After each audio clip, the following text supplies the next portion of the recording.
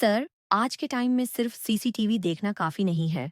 समझना भी जरूरी है कि कितने लोग आए, कितने गए। स्क्रीन पर एक वर्चुअल लाइन होती है जिसे बोलते हैं एंट्री एंड एग्जिट लाइन। इस लाइन के एक साइड आई एन और दूसरी साइड आउट सेट होती है।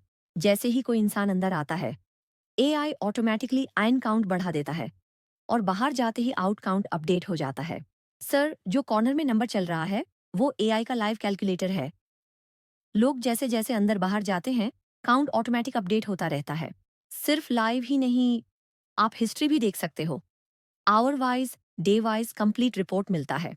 मॉल हो, शोरूम हो, स्कूल हो या ऑफिस, पीपल काउंटिंग सीसीटीवी आपको देता है कंट्रोल, क्लैरिटी और स्मार्ट डिसीजंस।